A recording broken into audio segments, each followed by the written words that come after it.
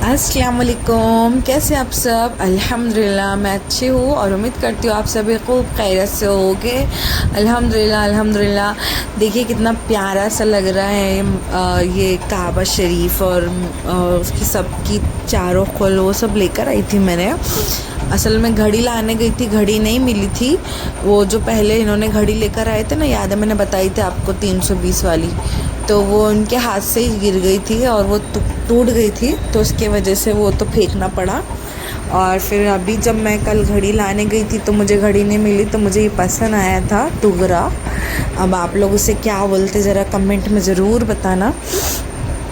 तो वो लेकर आई थी, ठीक है, और कैसा लगा बताना। और फिर उसके बाद मैं आ गई थी चाय वाय पी कर के। शाम का टाइम था, ये चाय पीने के बाद 4 बजे के बाद का वीडियो है। किचन ज़रा मैसी हो रखा था तो किचन समेटी, बर्तन धुई और ज़रा साफ़ सफाई अच्छे से करके फिर खाना वाना भी बनाई हुआ आ गया। आप लोगों को इवनिंग टू नाइट रूटीन आप लोगों को देखने मिलेगा इंशाल्लाह। मैंने पूरा 4 बजे से लेकर के रात में डिनर के तक शूट किया हूँ।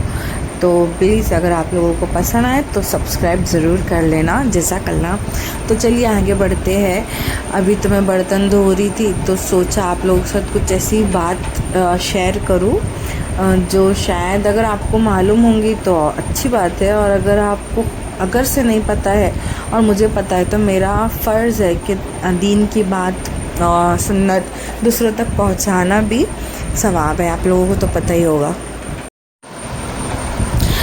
नमाज सिर्फ़ एक इबादत नहीं, ये अल्लाह से राब्ता है। हाँ, रूह का सुकून और ज़िंदगी का निज़ाम है। आज के व्लॉग में आप लोगों को मैं यही बताऊंगी कि क़यामत के दिन सबसे पहला सवाल नमाज का होगा। अगर वो ठीक हुई तो बाकी अमाल भी आसान हो जाएंगे, है ना। आप लोगों को तो पता ही होगा, ये हदीसें बहुत आती रहती हैं। और दूसरी एक वो भी हदीस मुझे जहन में है कि हर नमाज इंसान के गुनाहों को इस तरह धो देती है जैसे कि पेड़ के पत्ते झड़ते ना, वैसा। पूरी मैं डिटेल में हदीस नहीं बयान कर रही हूँ, मैं अपने लफ्ज़ों में बता रही हूँ।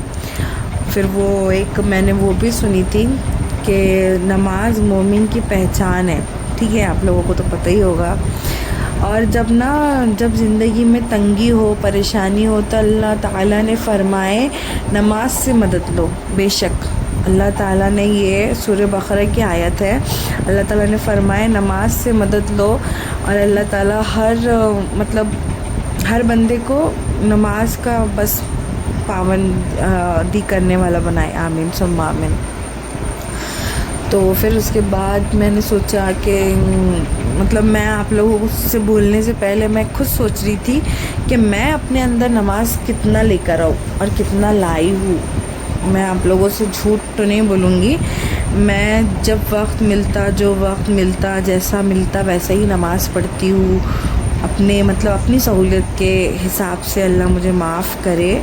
और मैं कोशिश करती हूँ हमेशा कि मैं 5 टाइम की नमाज़ पढ़ूँ सही से, एकदम फ़िक्स टाइम टू टाइम और एकदम सही से। मैं पढ़ती हूँ, लेकिन कब, जब मैं इज्तिमा में जाती हूँ या कुछ ऐसा मैं जैसा इंस्टाग्राम पे किसी को फॉलो करती ना, उनके बयान सुन लिया, अगर ऐसा कुछ जो मेरे को तंग हो जाए, ऐसा जहन में होता ना ऐसा, तब मैं पढ़ती हूँ। आप लोग बोलेंगे देखो मुसलमान है और नमाज नहीं पढ़ती, लेकिन मेरे हिसाब से ये हाल तकरीबन लोगों का है।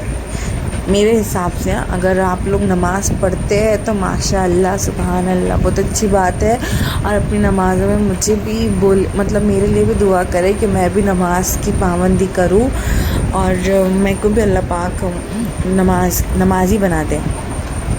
खैर आमीन सुम्मा आमीन, कोशिश करूँगी। अल्लाह ताला से दुआ है। मैं कभी कभी इतनी अच्छी हो जाती हूँ, कभी कभी ऐसी नमाज़ पढ़ती कि अजान होने से पहले वज़ू करके बैठ जाती। और कभी कभी इतने दिन हो जाते, 1-2 दिन 3-4 दिन कि नमाज का कुछ आता रहता ना, पता रहता।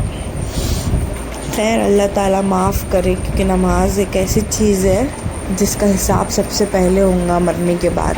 अगर वही अच्छी से नहीं होंगी तो फिर क्या होगा अल्लाह ताला बाबा। सच्ची में कभी कभी सोच के ही बहुत ज़्यादा डर लगता, मगर खैर तो चलिए, मैंने दाल भिगाने रख दी थी और चिकन को भी मैरिनेट करने के लिए रख दी थी। और जो मेरी रेसिपी है ना, मैंने यूट्यूब पे डाली हूँ, आपको मिल जाएगा मेरे चैनल पे वो वीडियो, तो जा कर के देख लेना प्लीज़। तो वो रेसिपी मतलब सूखा बोमिल बनाई थी मैंने, बोमिल की चटनी बहुत टेस्टी बनी थी। वो चटनी, दाल, चावल और अपना ये कंटकी, मतलब इतना काम हो गया था सुबह से लेके शाम तक कि आखिरी में रात में मैं इतनी थक गई थी कंटकी तलने के टाइम पे। तो फिर मेरे शौहर ने मेरी हेल्प कर दी थी बेचारों ने, अल्लाह उनका अच्छा रखे, अल्लाह ताला सच्ची में ऐसा शौहर सबको अता करे। मेरी इतनी हेल्प करते वो, क्योंकि जब मेरे मतलब डिलीवरी के टाइम पे भी और हर टाइम पे भी जब भी मेरे को ज़रूरत पड़ती ना, सबसे पहले उन्होंने खड़े रहते माशाल्लाह से। और फिर हमारा वो बन गया था बोमिल की चटनी, उसकी फुल रेसिपी आपको मिल जाएंगी, आप देख लेना एक बार। और फिर वही कढ़ाई में मैंने क्या करी थी, पैन में बोमिल की चटनी निकाल के उसमें कढ़ाई में थोड़ा सा तेल डाल के राई डाल दूँगी, ज़ीरा डाल दूँगी और दाल को बघार लगा दूँगी नॉर्मल। कड़ी पत्ता डाल दूँगी और एक छोटा सा प्याज डाल दूँगी और थोड़े से 2-3 जो लहसुन की कली रखी थी मैंने, वो कली डाल दूँगी।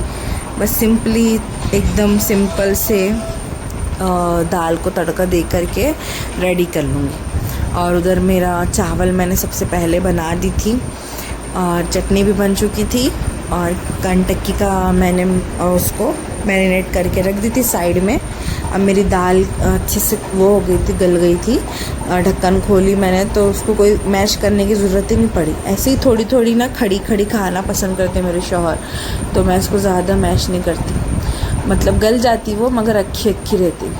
तो बस उसको डाल दूँगी, नमक डाल दूँगी और हरा धनिया डाल के रख दूँगी, सर्व कर दूँगी। मैंने ना वहाँ से ना अपने वो लेकर आई थी सिटी चौक में, सॉरी सिटी चौक में नहीं, सेल लगी थी ना, उसकी क्रॉकरी की सेल लगी थी, तो मैंने वहाँ से सेट लेकर आई थी। तो वो सेट में आज मैंने पहली बार सर्व करी दाल और सब चीज़, मतलब बहुत खूबसूरत सेट लेकर आई थी मैंने और आज उसकी ओपनिंग हुई समझो आप।